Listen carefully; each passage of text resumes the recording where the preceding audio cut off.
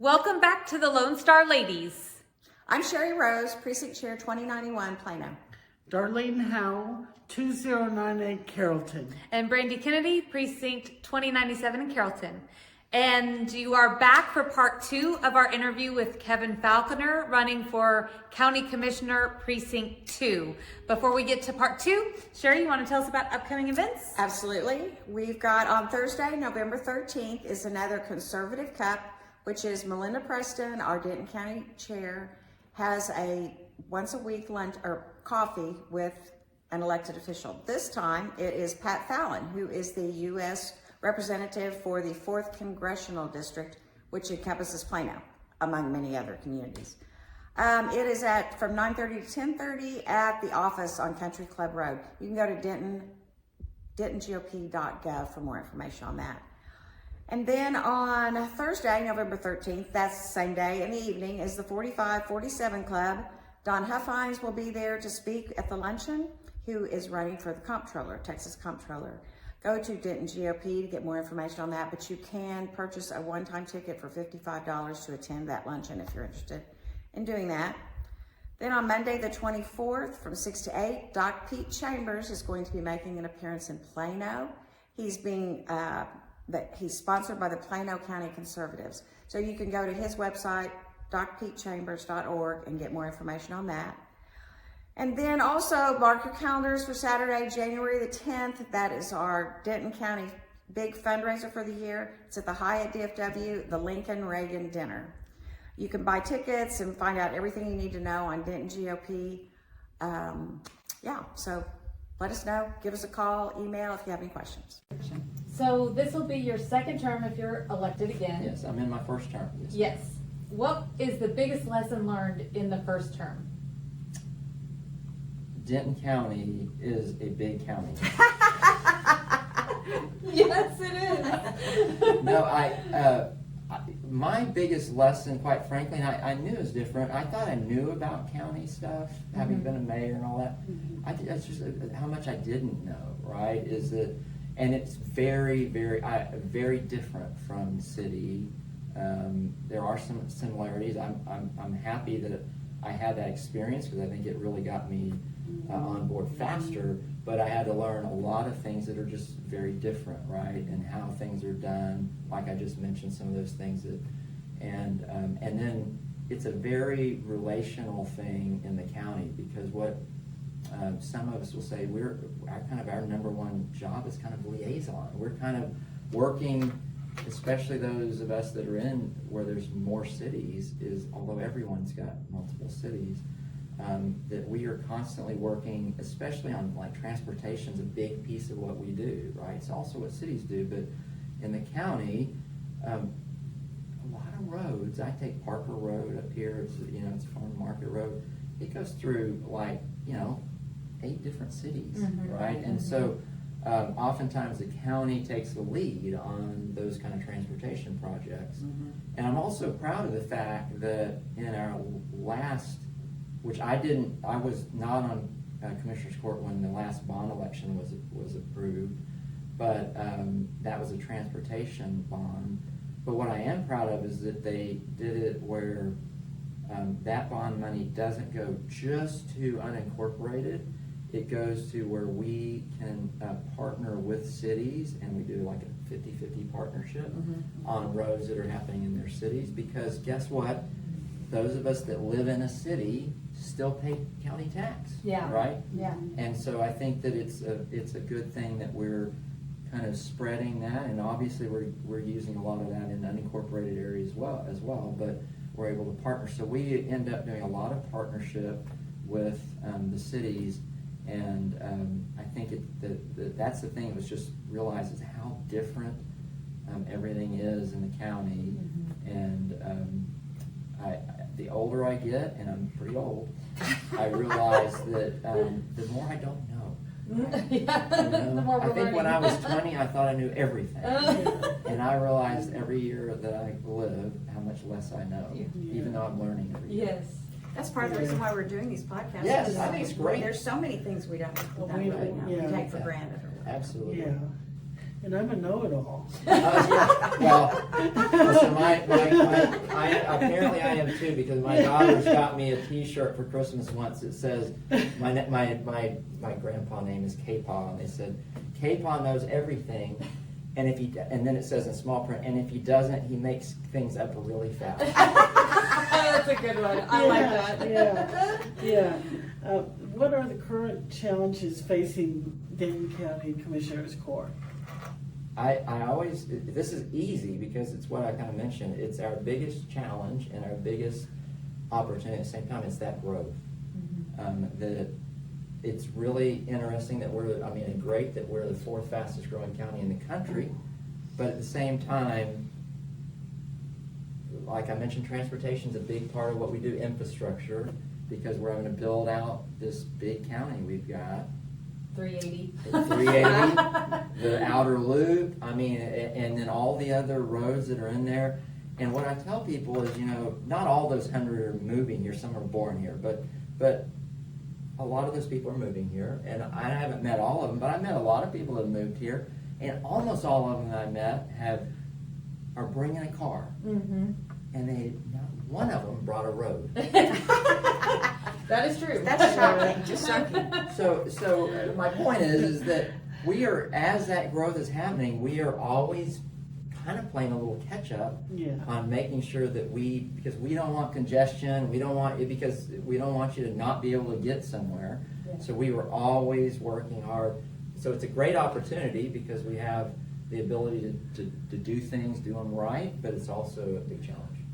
It's our biggest challenge. Thank you for helping us. Oh yeah. No, I love it. Are there any initiatives that you've put in place to kind of help move this along? So, first of all, I feel like I mentioned it already, the thing that I feel like helps with a lot of things, because nobody does this alone, right? It's a big team. And so Isabel's my administrator, has been such a help, and I said, hey, I want to sit down and meet with all of our department directors. I want to sit down and meet with all the elected officials. We have over 40 of them, and be able to talk through what their issues are, what they're doing. There's some of it I just didn't even know what they do. Right. And I'm like, again, we have district judges, we've got county judges, we've got a county administrative judge, Judge Eads, who's on our commissioner's court. We've got JPs, we've got constables, we've got sheriffs. That's a lot of stuff, right? Yeah. And so I've learned a lot of that, right? But it's also good because I think that builds all those relationships so that we can solve problems really fast. And I think it may have said that in there. I'm an architect by trade, and I'm a little biased, being an architect. But in architecture school and in our process, really what they are teaching us all the time is solving problems. Now we're doing it in a built environment to solve that problem, but quite frankly, that's what we have to do too, right? We have a problem and we have to figure out in a built environment, how are we solving that? And I think that's come in really handy. I've also, I feel like maybe the taxpayers are getting a twofer with me because I'm a county commissioner doing all the kind of things that a county commissioner does, but I am a registered architect, and we are doing a lot of building. So I'm kind of liaison in those. We're doing a civil courts building. Our courts, because of that growth, our current courts building is not just full; it's already overflowing. And you're moving to an existing And building. we bought. It. Yes, when I came in, the plan was that we were going to expand the current courts building, and as I kind of got it, this was not just me. As I got into it and we started the team together, it became really clear that was not going to be the most efficient and effective way to do this. And at the same time, I like to say that office buildings are sort of on sale right now because not as many people are in the office at least 5 days a week. Right. And Sally Beauty is a good example of that. They do more like 2 days, 3 days a week, and so they're going into about half the space that and they're like, we don't need this 200,000 square foot. We can get away with like 90,000 square Right. feet, save some money. And so we're able to buy that office building at what I consider a whole lot less than building something. Right. And then we come in and we're going to remodel that into our civil courts building, and working through that whole process of kind of bifurcating civil courts from criminal courts. That's one of those that requires a lot of that relational thing, because it isn't like we just come in as a commissioner's court and say, we're going to do that.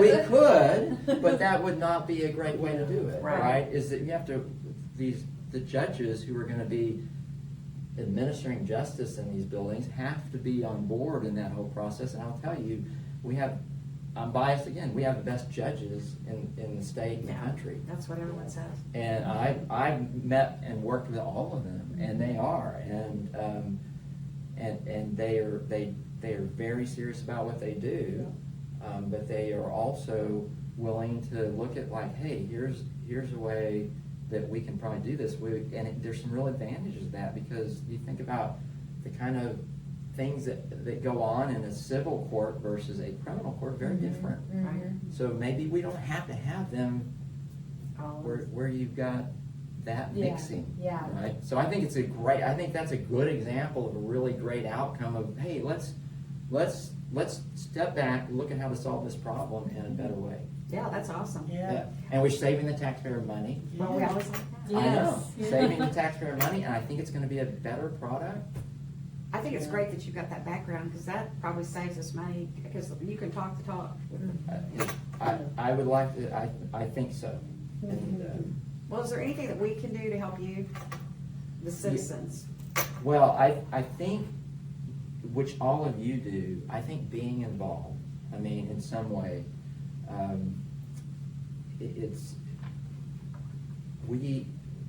at least me, and I think all of our commissioners court, actually all of our elected officials, we like to hear from our constituents, right? The general thing is, and it's what we do, is we hear when there's a problem, Right? Yes. and that's okay, because that's our job. And Isabel is frontline on that, right? She takes a, but and that's okay. I want to hear those, but at the same time, just involvement like you all are, and helping to. I want people giving us advice, right? On, hey, this is, and I think that, by the way, I think that's what's great about elections and campaigning. There is no better way to start to understand what the people want and need than when you're knocking on doors, getting on the phone, calling, getting out. You're out wearing out the shoe leather. Right. And that's when you know. I mean, at the end of any campaign, it is really clear to me what the citizens are concerned about and what they aren't. Right. And Yeah. sometimes Yeah. we can get into that, I call it the political cocoon, where if you aren't doing that and you aren't listening, that you start kind of thinking, oh, well, we know what's best. Right. And nope, you know who knows what's best? Our boss. Mm-hmm. And our boss is you all. Right. I love that. Yeah. The Just like, citizens. just like the problem with like an election, or, and you guys deal with elections Yep. at that commissioner court level. Yep. And so, like, what are the biggest challenges in that? Because, I remember voting centers come up, and, different counties having to deal with another county for a city that crosses the county line. All of that stuff, it's always crazy and not easily understandable. It's so we have an elections department. By the way, we have a great elections administrator. And And I that think. was the next question. Oh, yes. Yeah. There you go. What do the county commissioners do with elections? Yes, and so we do. So all of your elections are administered by the county. So the city elections, and I think we just like safety is the most important thing in general. I think the validity of the vote is the most important part, right? That's the most important. But there's lots of things that are important, and how we, and so I always remind people that in my last mayoral campaign, I had an opponent who was actually convicted of voter fraud for trying to change the vote. Wow. And so it is a personal thing. It's not like, for me, it's not just a philosophical thing. I mean, he literally was harvesting mail-in ballots and Wow. putting his name on them and submitting that as a vote. And the good news is, by the way, that Denton County figured it out and caught him, right? So, Yeah. but That's good. we are constantly, that's what we want to do. We were one of the first major counties to go to the paper ballot system, which other counties have followed. But this is the other thing that makes it hard, is that everyone's got different perspectives on what should or shouldn't be, right? And and there's also, the other thing is that we have certain state laws that we can't get around. Mm-hmm. We have certain things that we cannot do, like the parties are actually responsible for determining what the primaries, how they operate, right? Not us as a county, so we don't dictate to the parties. So we have to work through that and make sure that we're abiding by all those wishes and that we're making sure all those things happen. So it's a highly complicated thing, but it's what our country is based on. Yes. Is, that vote and one vote per citizen, right? So are you confident in Denton County's type of voting right now? Because I know there's a big push to get paper ballots. We have And paper ballots. counting, I'm sorry, counting. Hand counting. Yes, Hand hand counting. And counting. I am very confident that we have as good as any county in the state. I don't know enough about the other states to say that, but I'm confident that we are at the top. We have. I'm not gonna.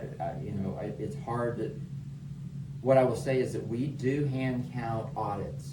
Mm-hmm. We actually do that, and the good news is that those audits have never shown any variation of any. It's interesting, as I have talked with our administrator about those, and actually some people would come witness those things, and it's an interesting thing that you realize just how many like, even though you give really clear instructions, like either fill it or X or whatever, Right. you will see when they're coming and they're doing audits or they're doing a recount is the other thing you look at.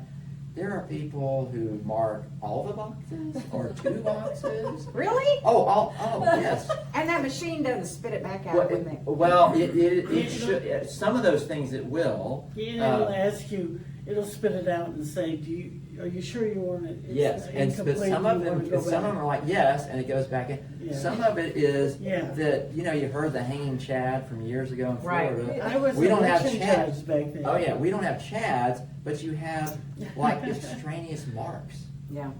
And so those are 99% of them are going through, but it's all of those that it's like, what did this voter intend? Right. Right. And Right. so So they might put one mark on one candidate, and then, oh no. there's fill ones who in the scratch whole- it out or right, something and say they this fill one. out the other one. There's like I said, I haven't actually done it. I think at some point I would like to sit and do and watch that, be an observer.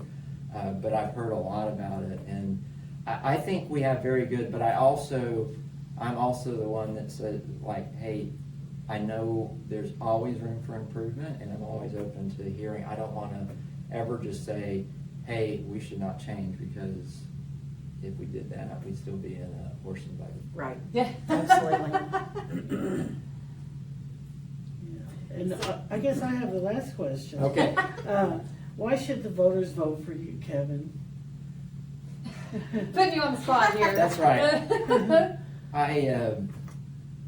I'd like to say that it's because they have someone who is in the position for the right reasons, which is, by the way, really important. I feel like God gave me a heart of service, and He called me to this. Quite frankly, I could have easily just stayed in my architecture career, and I love doing that too, right? So I think I'm in it for the right reason, and I love serving people, and I think that the skills that I bring let me solve problems and save taxpayers money, and hopefully that's a good reason to vote for Kevin. Absolutely. Well, thank you so much for joining us. We really do appreciate Well, it. thank you all. I appreciate it too. It's We've fun. learned a lot today. Yes. Yes, Yeah. well, it's important to learn every day. That's right. Absolutely. Yeah. Thank you all so much. Well, that was a fun one. I really Yeah. enjoyed getting to know Kevin better. Yes. And thank you all for joining us today. And remember, you can follow us on OBBM, Rumble, Facebook, YouTube, and X at the Lone Star Ladies. And please contact us with your thoughts, questions, any ideas for podcasts at thelonestarladies@myyahoo.com. Thank you for being with us again today. God bless you. And yeehaw!